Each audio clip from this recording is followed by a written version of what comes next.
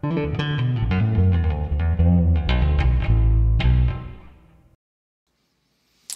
Stop Motion Magazine podcast listeners. This is episode number 4, and in this episode, we're going to have a wonderful conversation with the excellent, talented, brilliant, amazing brewmaster Dan Fields. And Dan Fields is a puppet fabricator within the stop motion world. He also does a lot of other things too, one of which is brewing amazing beers and shares them with us at the studios. So anyway, that being said, I hope you enjoyed this interview. It's a fun conversation, fun chat, as we can say. And here we go.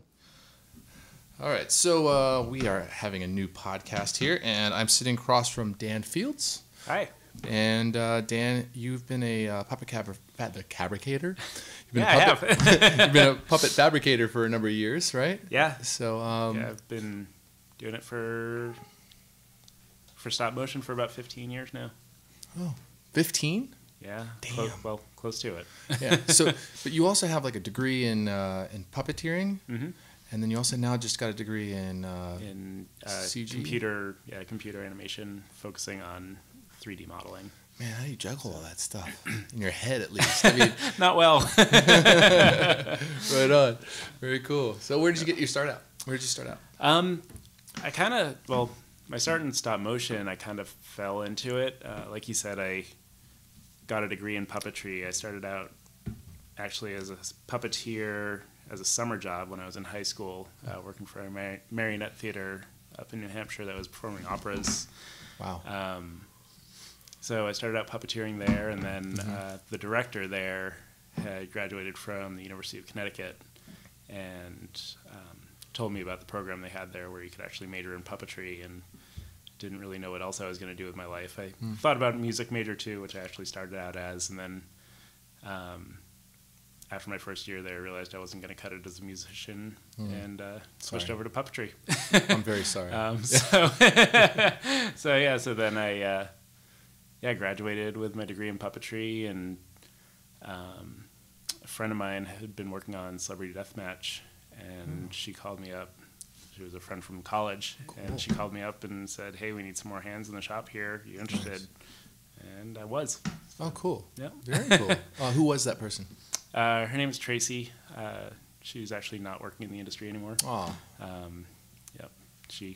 One of the many people that fell victim to the toxic chemicals that we use and developed an allergy, so she can't do it anymore. Yeah. So, safety warning. Yeah. You got to be careful out there. Definitely. Mm-hmm. It's like Nikki's always on us. You know? With good reason. Yes, exactly. So you started out at Celebrity Deathmatch, and you were doing like, were those wire armatures or balls? Yep. Okay, wire armatures. That was my main duty there was just building the wire armatures, and we were cranking out lots of them. I don't know how many it was per week, but it was a lot. Sure.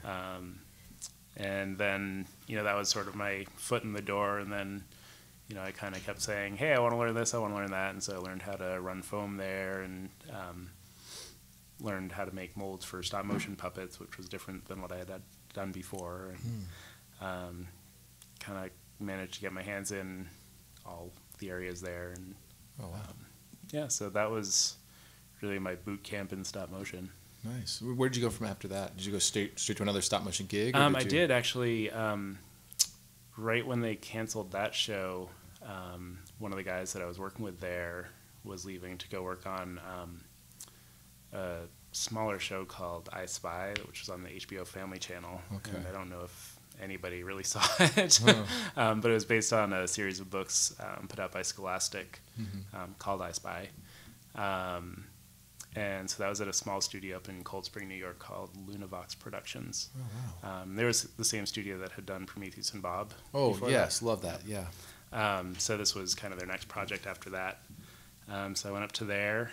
And then from there, when we finished that job, I actually took a little sidetrack and got into doing some toy prototyping for, I worked for this guy who was doing the prototypes for the Burger King Happy Meal toys. Oh, sick. Right on. Were you sculpting? Or? No, it was more molding and casting and that type of stuff. From there, went to a studio in Connecticut called Reckless Abandon Studios. Worked on a job there for Fisher Price, making DVDs for their Little People toys. Oh, yeah. And then that job wound up going up to Canada about halfway through. And then I decided it was time to make the move out west and came out to LA.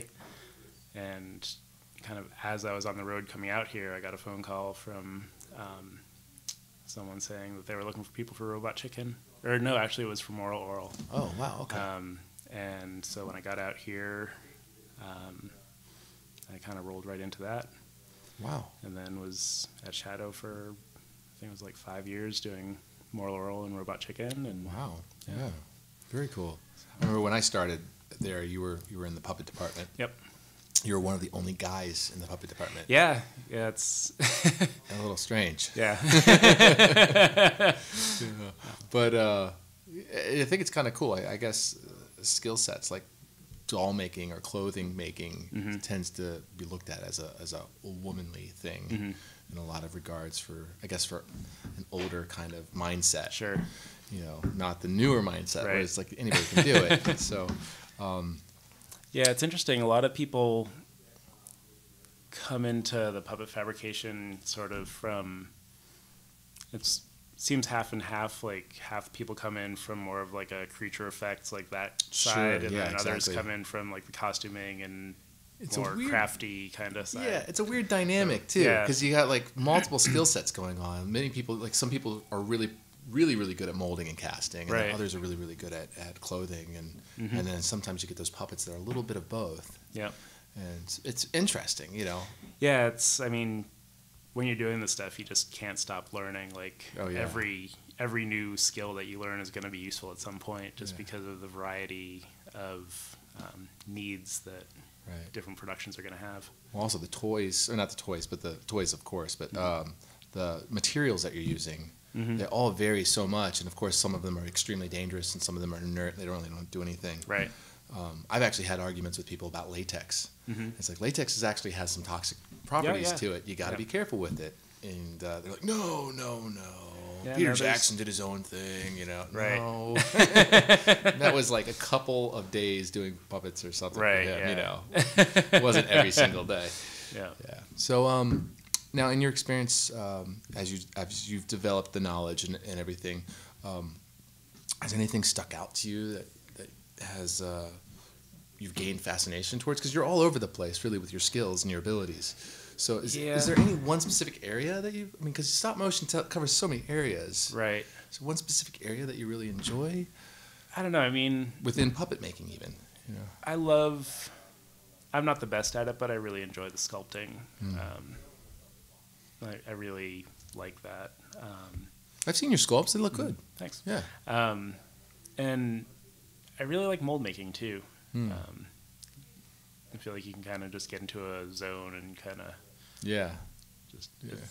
I don't know. I'm not sure what it is about it, but I like that. Just like the working again. It's still working with the clay and things like that. I think those are probably the two areas that I'm most drawn to. But really all of it, I mean, I guess it's mostly the actual figuring things out part of the process, you know, like the working out how are we going to solve this problem and what's the best way to deal with this and what materials are we going to use to allow this puppet to do what it needs to do. And, you know, so that really goes through the whole thing with working out the armature and materials and all of it. Right. Urethanes. What are your feelings on urethane puppets? Have you made many? I mean, I know that Robot Chicken uses urethane. I mean, we're not really giving away any secrets at this point. It's just, but they do a urethane injection into a mold. And I mean, I think as with everything, each material has its place. The urethane foams, they're good for fast, dirty. Right. You know, if you don't have the equipment or the time to do something more involved like a silicone or foam latex. You know, they have their place, but they definitely don't look as nice as the other materials. You know, they're going to give you wrinkles. And, bubbly textures and all that. Tend to be good for under the clothing type of puppets. Yeah. And something I've noticed also is a lot of the times you don't have to do a whole full cast of a body. You just, if you're going to clothe the character. Yeah, I mean, if you're... Do some arms, do some legs. Yeah, if it's going to be clothed, really just need to spend the time detailing anything that's going to actually be visible, and otherwise you could even get away with just hacking at some foam and glue it on an armature. And, yeah, totally. as long as it supports the costume and doesn't look like you just hacked at a bunch of foam. Exactly. It gets the job done. Yeah. So. Do you have a workshop at home? I don't right now. Yeah. You live in an apartment, or? Yep. Yeah, it's Los Angeles. It makes it hard. I know, Los Angeles. Well, you can always come to my house. Oh, thanks. Yeah. But you have lots of studios. You've been at quite a few studios, actually. Yeah. I've been really lucky in being able to bounce kind of from place to place. Yeah. You're one of the most liked guys in the industry, I think. Thanks. Because I've never heard a negative thing said about you, which is awesome. It's nice to hear. And people tend to talk, in this tight-knit industry. I mean, everybody knows each other. No, that's definitely true. I have my enemies. Yeah, definitely working in this field is definitely just kind of being part of a giant dysfunctional family where really everybody knows each other and everybody's worked with somebody at some point. Yeah. So word does tend to travel. It does, yeah.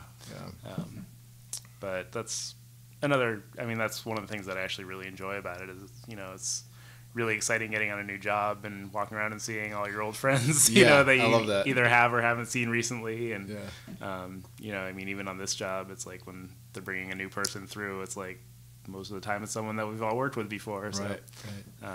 We're running into somebody you forgot their name because you worked in the last production, but you barely interacted with them, and then now you're interacting with them more, and you're like, what is that guy's name? What's his name? I can't remember. Yeah. Totally. So, you have a favorite production that you've worked on?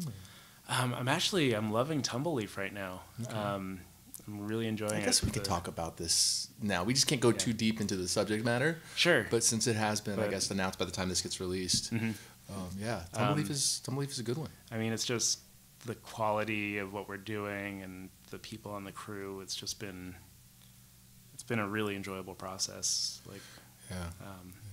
It's one of those things like.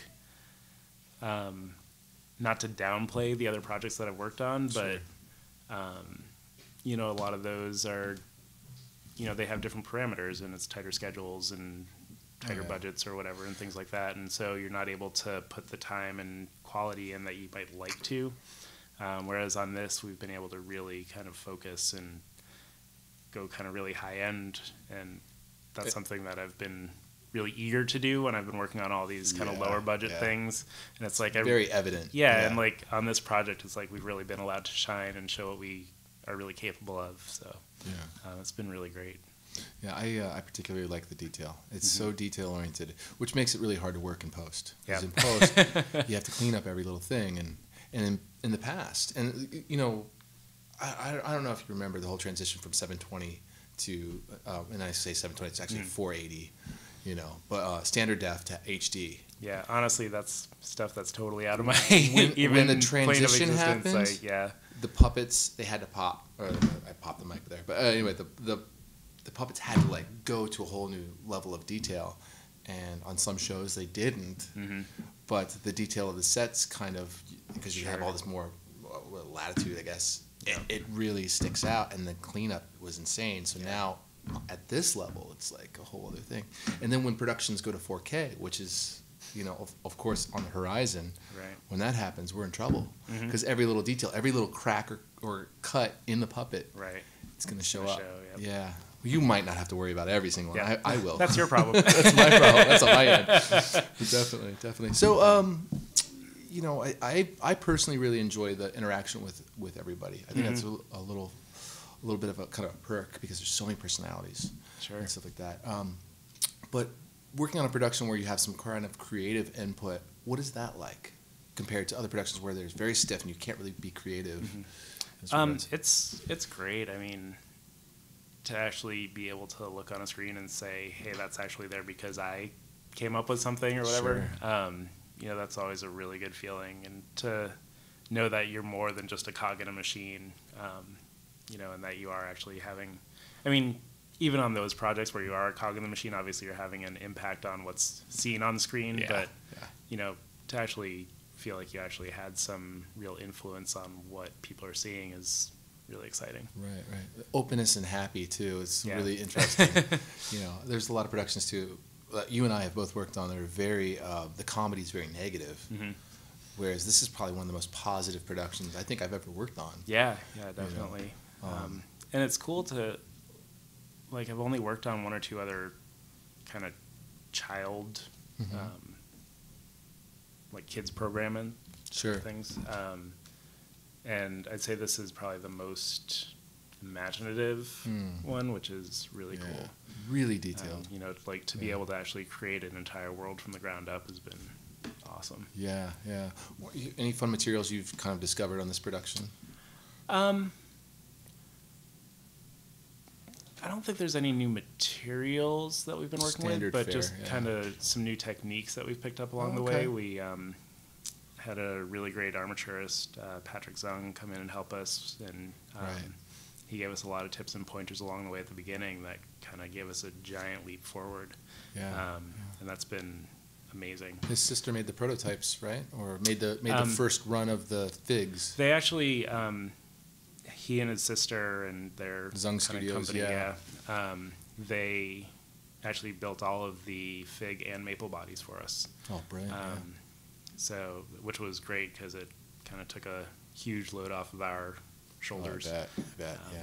But that was actually cool because it was actually another one of those experiences where I was talking about people from your past coming back again because Celebrity Deathmatch. They were the ones that they were my foot in the door was working with them. So it was. I haven't seen them in 12 years or something like that, and so it was really cool to reconnect with Patrick again on this project. It was really fun. It's kind of interesting with the whole family orientation of the small cosmos that we work in, microcosm, right?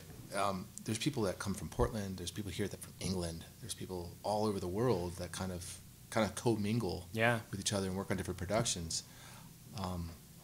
Now, you've gone all over the place. Now, if productions moved from Los Angeles, because there has been talk of a couple studios stopping completely, doing stop motion, going flash, which is terrifying. Right. But there's been talk about that. And if stop motion dries up in Los Angeles, would you move? Or would you move on to something else? I don't know. I'm kind of torn. It's...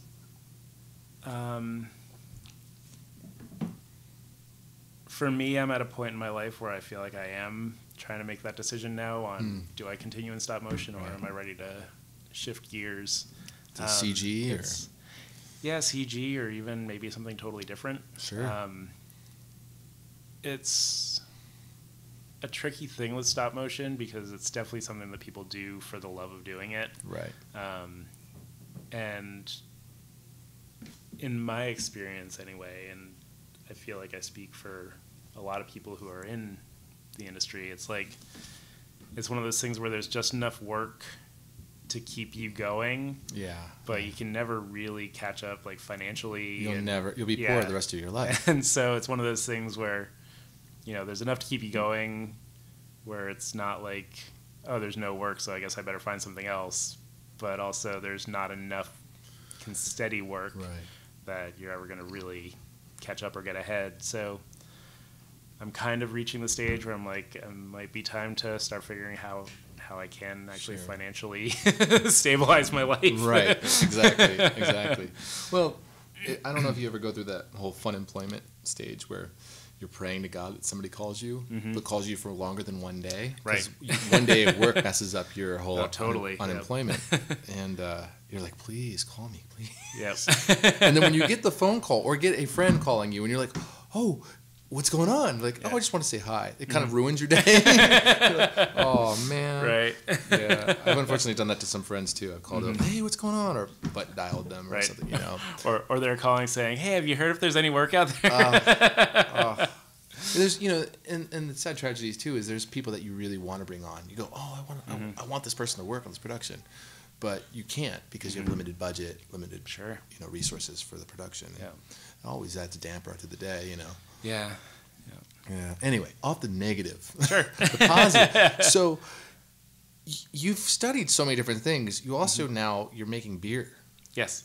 Okay. So how did you get into making beer? I mean, it's God, I can't remember when I actually started. It was something like back even when I was in college. I mean, obviously everybody's really into beer when they're in college, Sure. but, you know, that was, I think, when I first started really developing my real actual interest in it. My roommate and I decided that we were going to go to the beer store, and each time we went, we had to buy a different beer, so we would, you know, work our way through and try every beer that they had.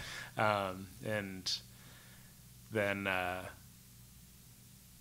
so that started, you know, my interest growing, just seeing all the not opportunities, but the variety of beer that was out there and kind of figuring out what was good and what wasn't and all that. And then, and so after I had kind of tried all those, I was like, okay, well, I'd really like to try making some. And wasn't ever really in a place where I could do it until, I guess it was when I first moved out to LA around that time. I was like, you know, I'm set up enough. I've got enough space in my apartment now that I can do this and just go for it. And started doing it and letting people drink it, and some people seem to like it. It's great. I'm drinking your, what is this? What is this I'm drinking? Coffee? That's our coffee porter. It's really good. I mean, I got past the first couple of sips, and the first couple of sips hit you like, whoa, that's a lot of caffeine. Yeah. But now I'm going to be up all night. I don't mind. Yeah. But yeah, really so good. it was cool because I started doing it like a while back and then kind of stopped for a long time. And then actually when we started on this production, Rachel, the Animation director, supervisor, she and I were talking, and it came up that I used to brew beer, and she was like, actually, I really wanted at this studio to start brewing and like to be able to provide beer for the studio. And so we just started brewing together, and we've kind of been really sort of pushing ourselves to get better and better. And Sure. But yeah, now it's great. We've got a full 6-tap kegerator in my office, and yeah, pretty much every Friday night we are able to supply the studio with beer. Yeah, it's awesome. Yep. It's awesome. Yeah, it's been fun. I've partaked in quite a few. I missed the jalapeno one. Yeah, we've done that a couple times. I think we may try to bring it back one more time before we're done bring it this one more season, time, please, because I haven't had a chance to. I know that's been one of our more popular ones. Everybody drinks it before I even get down there. And it's like, oh, where did it go? A whole keg is gone. Yeah. Yeah, pretty awesome. So what kind of, I mean, you're all over the place. So what kind of loves do you have in this world for anything? Like what interests you? I guess that's my thing is I love learning new things, new experiences. And that's part of why I think I am all over the place. You know, it's kind of that whole jack of all trades, master of none kind of thing. It's like, Sure. Yeah. I don't necessarily have the longest attention span. And so it's like, you know, I like to try little things here and there. And, you know, whenever there's a new opportunity to try, I usually want to get in on it. Right on. But yeah, it's just, I feel like there's so much out there. I have a hard time picking one thing that I would ever want to really just focus on that for the rest of my life. Sure. So CG and stop motion, you're actually one of the people that I've met in my career that actually integrates, because I integrate CG into stop motion because I work on the post side. Yeah. But since you're doing puppets and you've done this, and we won't say what productions you've done this on, of course, because we're still under non-disclosure agreements. But you have done CG modeling or cleanup in CG to do 3D printing. Yeah. And what's your take on this? I mean, I think as with anything, it's just another tool to have in your bag of tricks. It definitely has its place. It's definitely valuable. It can make... It depends on the situation, but it can make the kind of pre-production process go a lot faster. You know, different directors have different ways that they like to work, and so... You know, some of them, if they're coming at you with a loose design, this is a great way to kind of nail things down. Whereas if you're hand sculpting, it takes a lot longer to make these changes. Yeah. You know, this is kind of a faster way where a director can say, oh, can you make it 10% bigger? And you can push a button and do it rather than having to resculpt the whole thing. Right. So for that, it's really good. Also, I think it can be a more effective way for, you know, doing replacement faces and things like that. but we've also done that successfully with hand sculpting as well. So Sure. but yeah, I think, like I said, it really is just another tool to add to, the many that we use. Yeah, I was up at Leica, and they were talking to me about the way they generate colors is a special technique that they've had to develop, and they've actually been able to generate colors that the creator of the manufacturer of the printer wasn't aware that they could actually generate. Because I guess they're printing on CMYK in this powder, right? And they had to do a cross-hatching, or the artist started doing cross-hatching, and then they started to develop all these colors that they didn't know that they could actually achieve, and it's caused by the luminescence of the light going through. And you've had problems with color printing. Yeah, we have. So what I'm getting at is, what are the kind of problems that 3D printing kind of generates? I guess it's really that the 3D printers at the level they're at now, or at least my understanding anyway, is that they're really built for prototyping. And so they do have sort of a limited range of colors and limited accuracy in the colors that they produce. Sure. So we, on another project that I was on, we had a really hard time getting consistency of the colors. Even from the same printer? Yeah. Wow. Yeah, we had an in-house printer, and, it was like you print one batch, and then, the next day try to print another batch, and they'd be completely different shades. Would that have to do with humidity or temperature? During the time I was there, we never nailed it down. Oh, gotcha. I actually wound up leaving the project before, before they finished, and I think they've kind of gotten it worked out, but I'm not sure what it actually took. I would think humidity would have a great deal to do with it, and temperature. Yeah, it had to do with that, like viscosity of the ink levels, of the printer. Oh, good point. All that kind of stuff. And we had all kinds of back and forth with the manufacturer and the reps of the printer, and it was just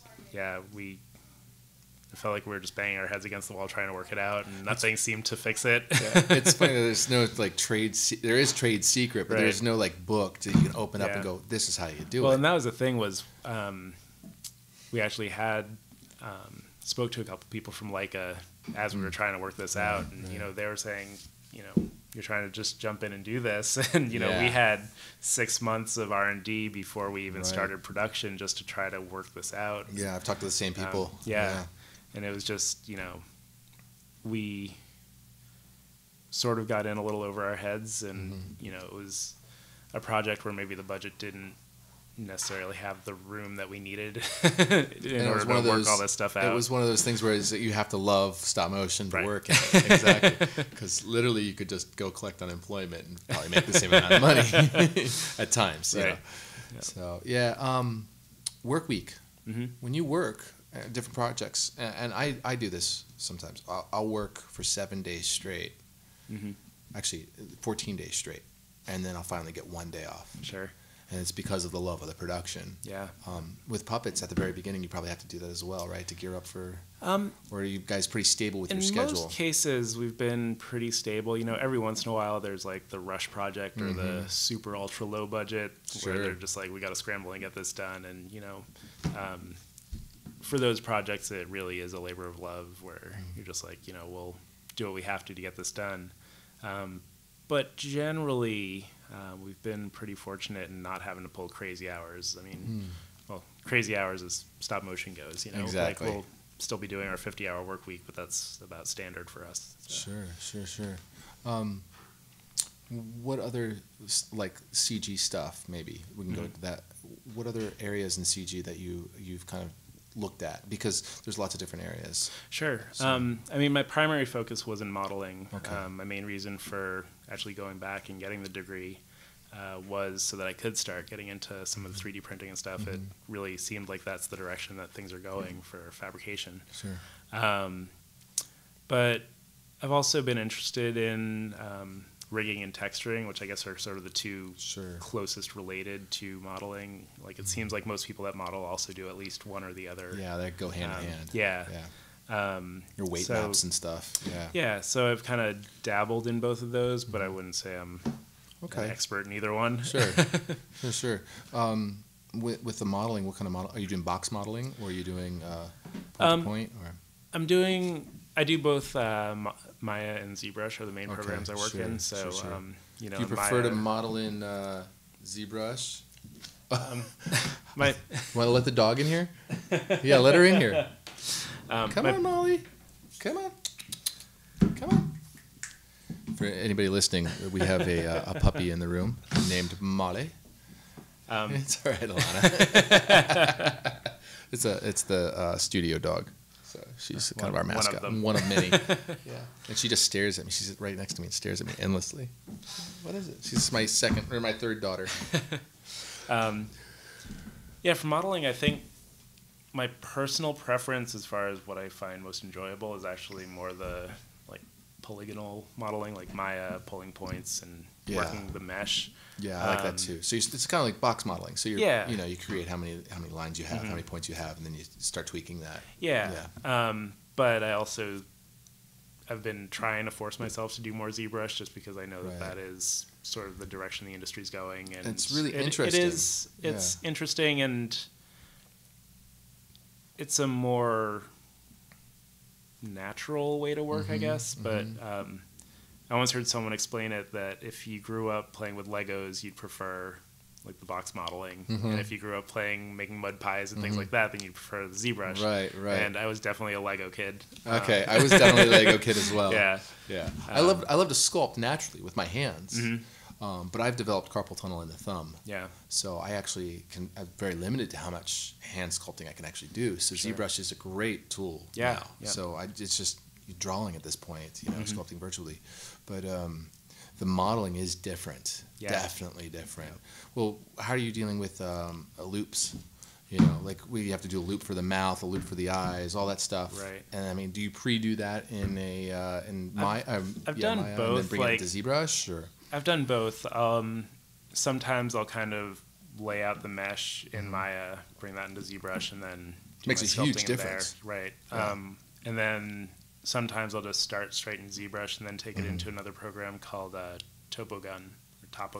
Okay, so it's topology software? Yeah, and you can basically just take it and draw your edge loops onto the surface of the sculpt. Oh, really? So that works really well. I don't know that one. Wow, that's great. Topogun? Yep. Yeah, there was a 3D. Oh God, I can't remember the name. I'll figure this out eventually. But there's a software that I just stumbled on, which is a ZBrush knockoff, and actually like a Photoshop knockoff at the same time, and cool. It's cheaper, of course, but sure. And it has all the sculpting tools and all. And it seems like the softwares are integrating that now as well. They're starting to Cinema 4D like has paint it. and stuff. The paint and the sculpting, they're definitely trying to integrate that. Moto has like a sculpting tool in there and stuff. I haven't played with those because honestly. It's all the softwares out there. There's just too many to learn. And even within the software, there's too much to learn on any one package to really know it all. You know what's really crazy is, so I use Lightwave, right? And I love it because it's really easy. Yeah. It's straightforward. It's been around forever. There's tons of documentation. And if I don't know something, I could just keyword it in Google and I can find it in like less than a minute. Sure. And I can figure out how to use it. But with any other software, except for Maya being the exception, I can't find any of that. And the thing is, too, Maya has changed the way that you do things over time, too. There's different ways of doing it. Cinema, or not Cinema 4D, I don't know if it says Cinema 4D, but Lightwave hasn't. They kept the same kind of basic stuff. So you can use Cinema, or I keep saying Cinema 4D, sorry. You can use Lightwave 6 tutorials to apply to the most latest copy of the release. And then I've also used Cinema 4D, which does, it kind of has a similar thing, but there's less documentation for that kind of software and stuff. What's your take on all these softwares? Why do you use Maya? Because that's the one that you learned. Yeah, that's the one that we used when I was in school, and so it's what I'm comfortable with. I tried teaching myself 3D Studio Max, and that's a hard one. It was just. I just kept getting frustrated trying to find the tools that I was used to using in Maya, and at some point I'll probably try to dive back into it. But yeah, Maya does everything that I need it to, and so it's kind of like why bother learning another one? It is it is the Swiss Army knife. Yeah. It is. If you're going to go to battle, that's the tool you'd probably choose because you can do almost anything, and you can do anything in that software. You can do anything in that. What about environments? You into doing that type of stuff, or? A little bit. I mean, I definitely feel like I'm more drawn to character. I'm more interested in it. Yeah. But honestly, sometimes I feel like I have an easier time in the actual process of modeling for environments. Okay. But my interest definitely still lies with character. It seems to be that way. Yeah. You know. Yeah. So ZBrush, right? Mm-hmm. How long have you been using that? 4 or 5 years? ZBrush probably only like 2 or 3 years. Oh, okay. Yeah. Yeah, you're pretty good at it because I was watching you use it. Yeah. Now, have you done any full-on sculpts, like from beginning to end? Oh yeah, Stuff. Yeah. And Yeah. toys? Have you made any toy designs? I haven't really pretty much. I've got a side project of it's a CG film that I'm kind of working on the side, so I've kind of used it for that. But is it just you working on this? Yeah, so far. Cool. I've had a couple of friends. I had a friend do character designs for me, and another one help me with storyboards and things like that. But so far, it's been primarily just me. So I've been using ZBrush for that, but outside of that, it's been mostly just for work. And that's actually one of the things that I need to focus on, is doing more just of my own, for fun, just get in there and sculpt. And it's one of the critiques I've been given by other modelers is I need to just start doing some speed sculpts and just crank things out and get more comfortable using the program. So Yeah, definitely. It's one of those things that if you don't use it, you lose it. Yep. Yeah, I touched ZBrush 3 years ago, I think, maybe a little longer ago. And I just bought, because this is back in the day when you can just download a demo version. Yeah. There's no demo versions anymore.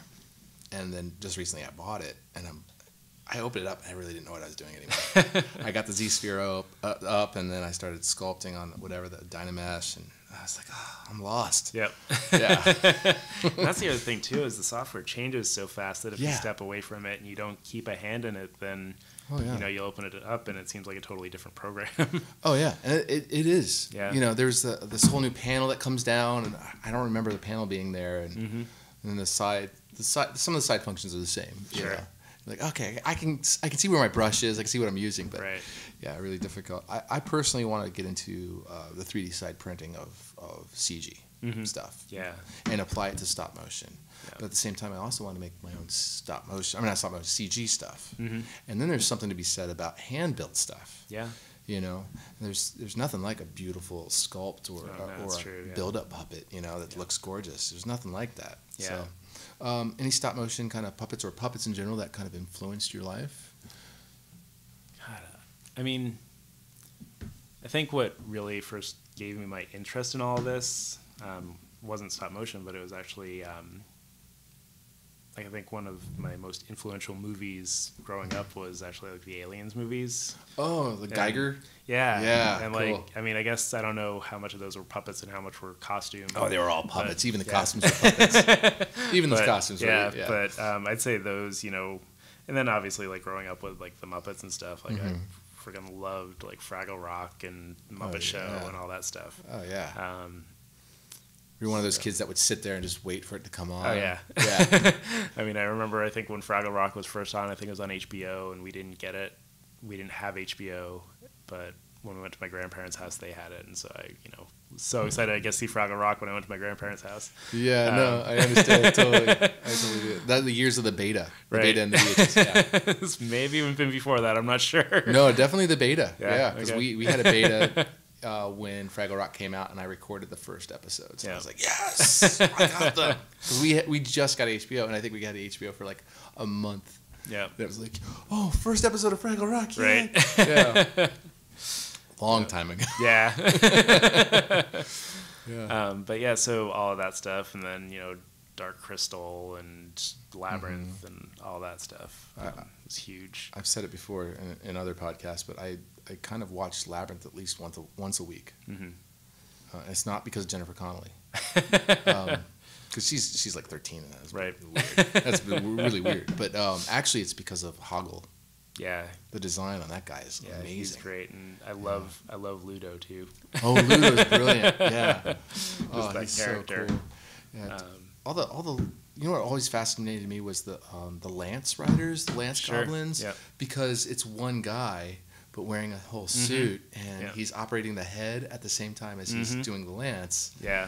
it blows my mind to see that kind of stuff. Yeah, one of my fantasies was always to be one of the Landstriders from the Dark Crystal. Like, oh yeah, on the stilts. Yeah, so cool. Yeah, yeah. I would probably want to be one of the Beatles. Mm-hmm. The Beatles suits. The Gartham. The Gartham. Totally awesome. Yeah, I mean, we talk puppets. I mean, obviously we work in stop motion, but they translate to the other art forms of puppetry. Yeah, definitely. And that's one of my big dreams is that someday I will transition into working in that field, even if it's in post. Working with puppeteers, and there just isn't anything like the Jim Henson era. Right. There's just nothing. And I think the fact that Jim Henson had the Muppets with the success of the Muppets and was able to start creating his own kind of world with the Frouds and whoever else.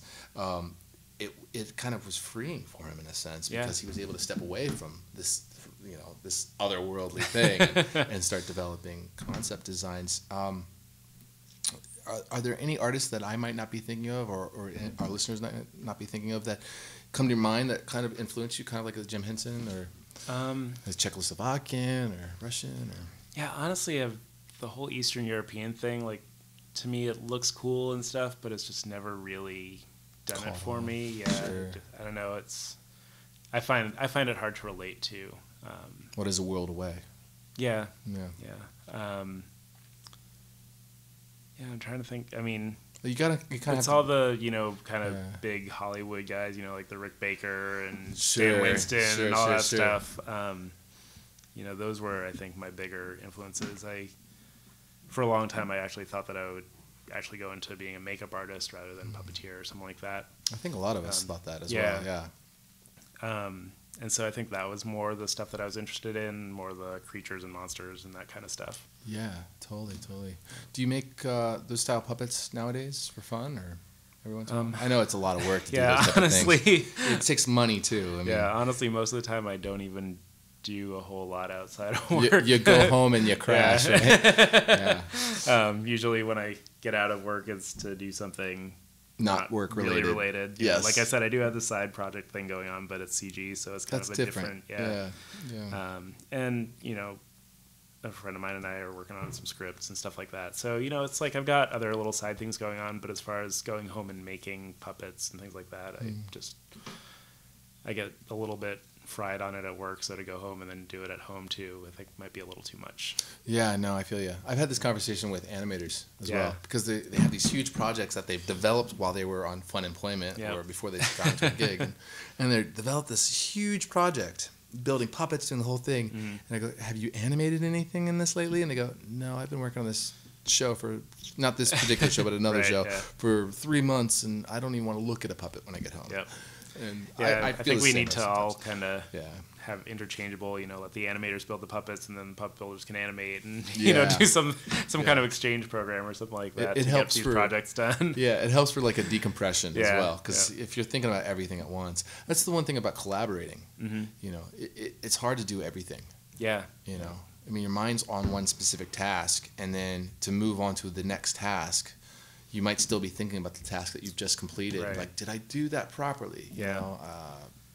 Maybe not. Yeah. The one nice thing about doing that, I guess we should be thinking about it anyway, but it's like when you know that you're going to have to animate something, you're going to make sure that you're going to make the puppet right so that it works for animation, Not necessarily. I just came into a problem. I built a puppet. I did the armature all, what is that, 1/8 wire, which is fine for what I'm doing, and silicone puppet, and they're using KNS tubing along with propoxy, and I made the joints at the hands. Yeah. Yep. So it's great for replacement hands, but it's not good for fingers and stuff like that. Sure. And so now I need to go back and redesign the puppet and the sculpt. And this is after spending a lot of money on making molds and silicones and stuff like that. And I'm learning the hard way. Yep. that was not right. Well, you'll know for next time. Yeah. I mean, because I've done foam latex where I had joints at the hands, and they worked fine. But the silicone is a whole other beast. Mm-hmm. It's a lot heavier, and you need to have thicker wire in a lot of regards. Right. So, the vacuum cleaner. I don't know what time it is. Hold on. Yeah, we got maybe another 10 minutes. Cool. So yeah, have you stumbled across any things that are common mistakes for puppeteers or puppet makers? Like a standard problem that most people kind of come across when they first start making puppets. Yeah. A lot of times it's making the wires either not strong enough or too strong. Like, that's just a matter of trial and error just to be able to gauge what size wire you need to do the job. One thing that a lot of our new builders coming in, we need to kind of reinforce a lot is to not nick any of the wires, like the wire cutters or anything like that. No, don't be using pliers. Yep. Yeah. Because those will become instant break points on your armature, and you won't figure it out until after the puppet's made. Yeah. Another thing is not scoring the wires enough when you're gluing like the brass tube onto it. So that I mean, using sandpaper on it to roughen it up? Yeah, we actually even use wire cutters to score up the wire, sure. Just to give your glue something to grab onto. Yeah, because otherwise your tubes will just kind of slide right off. Exactly. I'd say things like that are the biggies. Sure. Or maybe not, they're not huge issues, but they're kind of the more common ones that we run into. What about multi-wire banding? So when you're banding multiple wires together to make an armature, I've seen people use propoxy. I've seen people use wire, or propoxy with thread, of course. And then I've seen people use... Sorry, you mean the Prozade? Sorry, yes, not propoxy. Scratch that. Prozade, sorry. It's been a while. Sure. But the Prozade, and they dip it, I guess they dip it in the fat and the thread in the Prozade, and then they wrap it? Or we usually coat the wire with the Prozade, and like then each wire individually, and then you can stick them together, and then how is that not sticking to your hands? Oh, it does. That's got to be a nightmare to work with. Yeah, a lot of people wear gloves while they're doing it, and then you can just toss the gloves and get a new pair or whatever. Sure. And you're using the non-tack or the tack one? We use the tacky. Okay. Yeah. And then, for me, I deal with it and then just kind of you're gonna wipe it away, rub it off afterwards. It's kind of like white glue. Yeah. Yeah. I've had some problems with the Prozade stuff. Just working with it and developing that. Okay, alcohol is not a good thing to mix with Prozade because it makes it clump up faster. This is just simple little things here and there. Yeah. Any kind of secrets with working with that material? I don't know. I mean, I usually treat it kind of almost like white glue. Like you can thin it down with water if you need to. Sure. I don't know. I think I've found that it is pretty straightforward. Nice. Yeah. What about the non-tacky? Have you used that?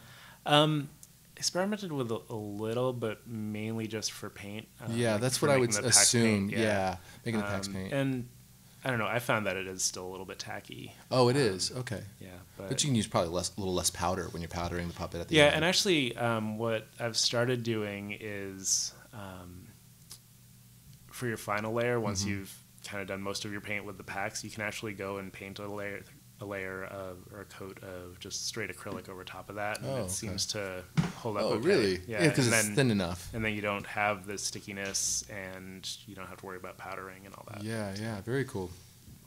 I once powdered a puppet right when I thought it was dry, and actually I maybe made the paint too thick in one area, and it just took the paint right off the puppet. Like, wait a minute, that was 24 hours, I swear. Right. Yeah.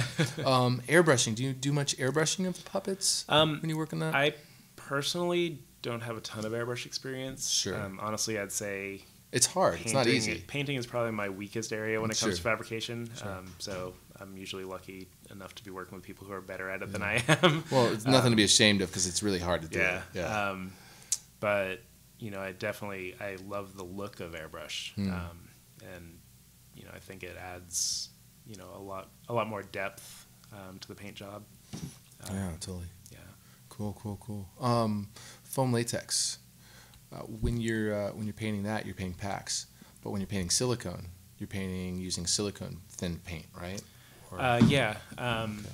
Either painting with thin down silicone, or no more naphtha. That's gone. So we can't get that in California you're using anymore. Benzene. Are you using benzene or?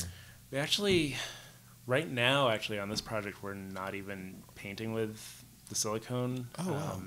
For the most part, we're using powder, pastels, that we like rub on sandpaper and then paint with the powder and then seal that.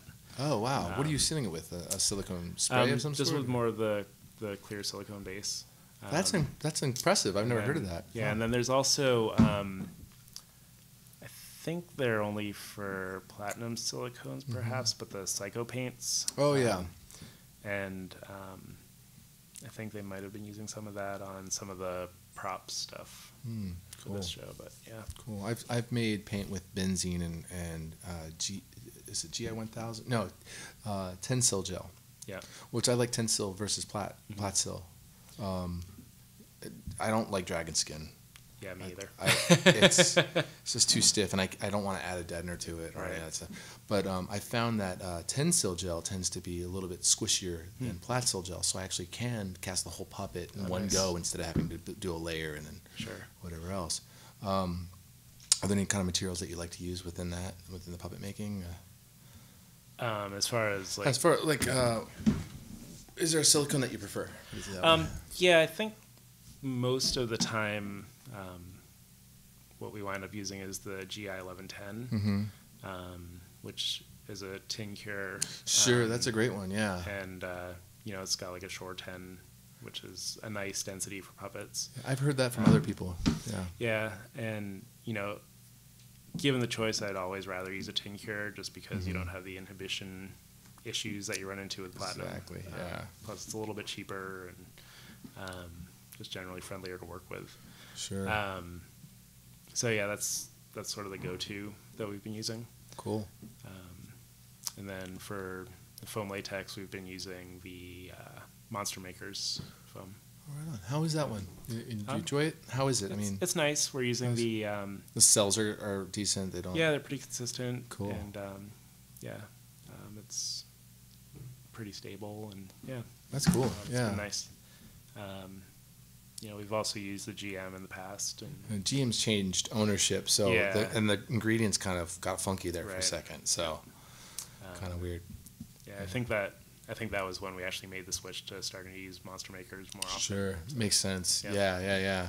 Well, it was that old one, Reynolds. Is that the one I'm thinking of? Reynolds foam. Berman?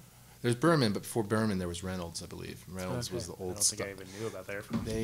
I think it's Reynolds. I might be naming them. It started with an R for sure. Back in the 80s, and then they went out of business. I think they sold their formula. But there's formulas all over the world. I've actually got in contact with people that they're like, yeah, well, I'll share my formula with you, but you got to pay a certain amount. It's like, all right. Yep. No trade secrets, that kind of thing. So, very cool, very cool. Anything you want to say in closing? You know what? I always ask everybody, what is your dream? What's your ultimate dream? I always throw a curveball at people. Like, what's your what do you want to? Or how about you can either do that one or what influences you? Oh, geez, 2 hard ones.